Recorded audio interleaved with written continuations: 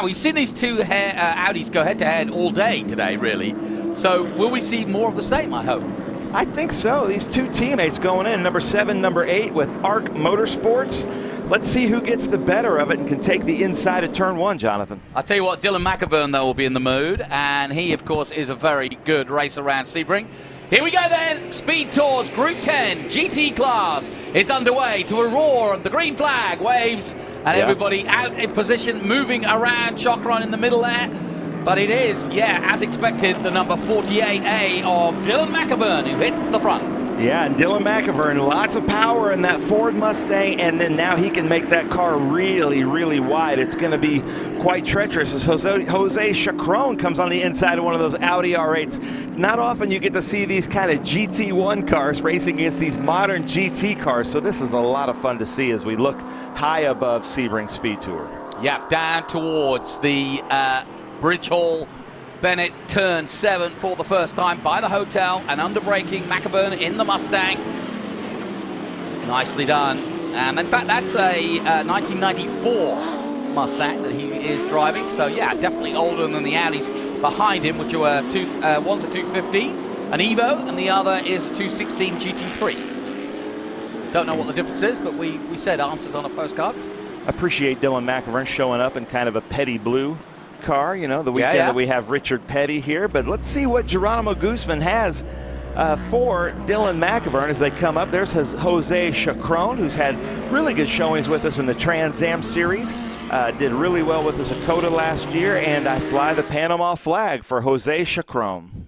Yeah, not too many racer drivers out of Panama, but he is one of what, several, I mean, probably a handful, I would argue. Yeah, we had another one in this. He brought somebody, didn't he? His name escapes me, that was running the Pro-Am series. I want to say Lopez, Trans Am. I don't know. Well, he was running with Breathless. He was running the Pro-Am series. That's so right. I'm sure somebody up here will remember that. He ran 5 events with us in 2021 with Breathless Racing.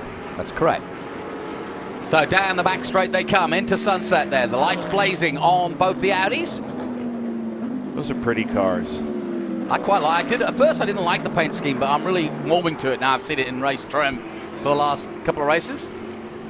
McAvern starting to build on that lead. His last lap at 207.6. I saw Dylan's dad in the paddock, so Dylan's dad is probably loving the fact that his son is out front in that beautiful car. And I really like the look of this Corvette here of Wicht. Charles Wicht in the 2016, is that right? Yeah, in the Corvette Callaway. 2016 Corvette Callaway, a 10 GT4 class car there. Yeah, that is a good looking car. Wicht in 5th position, just ahead of Womack. Sandridge in 7th now. Bowden, another guy that we've talked about over the years in TA. I think SGT class is what the four-line man ran in the 46. And Hendrickson, West Coast man from TA2, I believe. No, AJ Hendrickson is from the Chicago area. Has a great, huge stock car collection. It's running Boris said ECC Motorsports and TA, and he wanted to come out here and run his TA2 car. That's who Adam Andretti used to race with, actually. Okay. But how cool is it, this mixed group? And we've got some titans of industry like Pat Womack with WeatherTech out here. We've got a man from Panama coming out here. We've got our teammates, ARC Motorsports. There is Grandma Salads with Mark Sandridge from Medina, Ohio, in that Brumos Porsche, number 58. It's just a beautiful car. Yeah, I feel very privileged that we have the likes of Jim Farley and Womack out there. You know, talk about talking the talk, walking the walk. I mean, you know, you've got the head of Ford, and you've also got the head of WeatherTech, who are such big investors in racing here in America, and to see them actually pedaling and going about their business and enjoying what they love, and actually sort of, you know, kind of fulfilling what we expect from a company that sells that kind of thing, doing it for real. And look at this Pat Womack coming up on behind Charles Wicht. You can see with that WeatherTech visor there, and then Frank Ciappatini with a little bit of damage on his left front, smoking the tires. He is smoking them, and then he's just getting rubbing when he's under braking there. That's not a good sign. He might have to come in with that, you know, because it could create a puncture if he's not careful. Yeah, and you don't want to get a puncture here. He is followed by Mark Sandrich. It looks like Mark Bowden. You can see the smoke coming out there, and he just went by race control, so I'm sure that RC is seeing that. Mark Sandrich, being the driver that he is, probably is aware of what's going on, or he's got his spotter Owen Trinkler making him aware, so he's just backing off a little bit, which is the smart thing to do. Good field of over 25 cars in this one, but as you can see, massively spread out now in this quite eclectic group of Group 10, and we've got a few more group races to show you today and a full day tomorrow. Of course, we start at 9 a.m. with coverage, so join us for that. And we've also got the first 2023 TA race, and funnily enough, Andretti will be in that one. Adam Andretti will be in that one, so he's doing double duty because he's replacing Masood this weekend, out with a sore back. He strained his back, so Masood not flying this weekend. There's AJ Hendrickson there in that number 79 TA2 car as they came around Hoosier Tire turn 6, now through the turn 7, and now in this back section here, the warehouses, into turn 10. Yeah, I hadn't even seen, until we got the drone, I hadn't seen those warehouses up until a couple of years ago. Is that Nathan Bird? That looks like Nathan Bird there, and that number 88. Nathan Bird in the 2015 Porsche 991 GT3 Cup 3.8 liter. He's going to be running that in Group 10. I was going to say, he's got a busy weekend. IGT and in the SGT class. Is it me, or is this a new roundabout they built? Yeah, it was a gravel roundabout, and they've paved it for the Super Sebring coming up in just a few weeks. Constantly making improvements here to Sebring, and I really love it. So Frank Ciappatini still going strong, and it looks like Mark Bowden got the better of Mark Sandrich there in the Porsches. Here comes AJ Hendrickson with a car from Boris Said. So it's funny, his driver, that's his driver's old car just ahead of him there.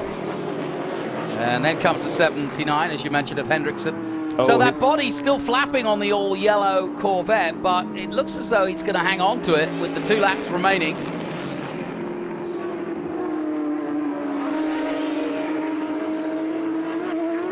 Love the looks of those Brumos Porsches. I know, it's very distinctive, isn't it? This is where it's kind of fun to watch the drone. The Porsches should be able to outbrake and outmaneuver Frank Ciappatini through this section. And then once Frank can get hard on the gas here, right underneath this bridge, he should take off and create kind of somewhat of a large gap. And then in the braking at the Bridge Hall Bennett turn 7, that gap's going to close up because those Porsches just have the brakes. So it's just kind of like, see right there, you can see it kind of just, it's like an accordion effect. There's our Hoosier Tires turn 6 as they come into Bridge Hall Bennett turn 7. That's AJ Hendrickson there. McEvern extending his lead now to just over 1.5 seconds, and Guzman hanging on there, as is Santini, but McEvern's got this one, and he's led right from the get-go. Yeah, and that is going to upset Juan Lopez Santini and Geronimo Guzman. They've done a lot of winning already today. They have, but, you know, they think they should be able to outmaneuver that car, but I don't know if they know the skills of Dylan McEvern. You know, he's a champion in IMSA, Turner Motorsports. Yeah, so he knows how to wheel a car, and he's quite familiar with that car. He races that with us every year at Lime Rock and a few other events, but I believe that was his dad's Grand Am car.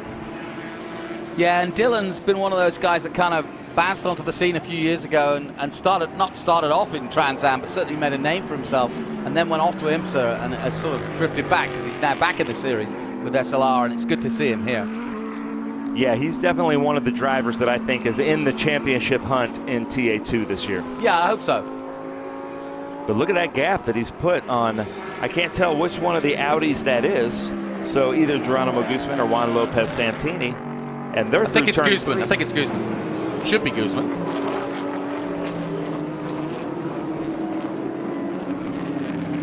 .149 of Greg Shermer. And then there's Alan Cohen there. Yep, I've seen all his movies. The Port City Tube Mustang. Just joking. And he's just ahead of Randy Walker. Ariel Wolfgang, what a great name.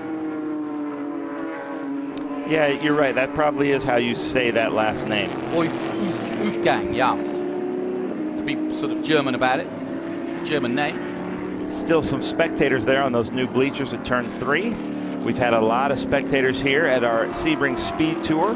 So thank you for coming out. And if you couldn't come out, thank you for joining us here on this live broadcast. Yeah, we were talking to the ticketed folk. They were going berserk today, selling tickets like nobody's business. Good deal. Yeah, Jessie deserves a nap. She's had a lot of people coming through the ticket booth today. And we've got our awards banquet tonight for the 2022 SVRA season, and Richard Petty is hosting the awards banquet. How cool is that? That is really cool. You know what? They were still queuing up for his autograph just a few moments ago. Man, he's so gracious. There's Kaylee Bryson. Yeah, let me talk about her. I met her, and she is doing this race, or doing a bit of SVRA, as well as TA2 this weekend. So she's got Pierce's car in TA2. Woo. She's only 21. She's a dirt girl from Oklahoma, so she's really never really done any track racing up until she did the test in January. So it's great to have her out here, and she's just getting laps. It's Kaylee. And it's great because with Group 10, she can run in TA2, but she can also come out here and run in Group 10. And, you know, the more seat time, the better. But look at this. Right behind is Guzman, right behind Dylan McAvoy. Yeah. Now, he's going to pull way out, but watch how this Audi sucks up to him in the Bridge Hall Bennett turn 7. So he's got the power coming through Hoosier Tires turn 6 and into turn 7. But now, look at that. He had to be just right back behind him, and now he's in the twisty bit, so now the Audi has the advantage here. I have no idea who's going to take this, Jonathan. This is good. This is really good. Through the Fangio kink they come. Back towards the end of the circuit. Back park coming up to 13 now. Time running out. Last lap here. And the two Audis are both closing in on the all blue. McAvern leading the race. Look at this. 1, 2, 3. Line astern here in the last few corners, Ben. How cool is that? And you can't get two more different cars. One is just all about power, and the other is like putting the power down and the handling and the balance of a mid-engine car. And let's see what happens. There's no driver aid in that blue car that Dylan McAvern's racing, and there's all kinds of driver's aids in these Audis. So let's see who gets the better of it. If he can hold on to him after turn 16, he should be able to pull a gap enough coming into Mission Foods turn 17 because he's got that long straight. Yeah, he's got the Ullman straight to come, and that's where the muscle really does matter. They'll have the braking coming into Sunset, but it's not heavy braking. He's still holding on. This is good stuff. Here we go. Now he should be able to make a pretty big gap here. Looks like he got a good exit, and it looks like Juan Lopez Santini wants to overtake Guzman. They might be a little bit more side by side than we're seeing here as they come into Mission Foods 17. But actually, the Audis are closer behind McAvern than. Oh, we've got a red flag. That's why. That's what's going on. Yeah, and I thought that took them a while to get out. Yeah, so sorry about that, ladies and gentlemen. That was a big build-up to a red flag. I'm sorry. Not to worry. I like a bit of drama. Is that a car gone through the... No. I'm trying to work out why that's a red flag. We'll find out. Not to worry.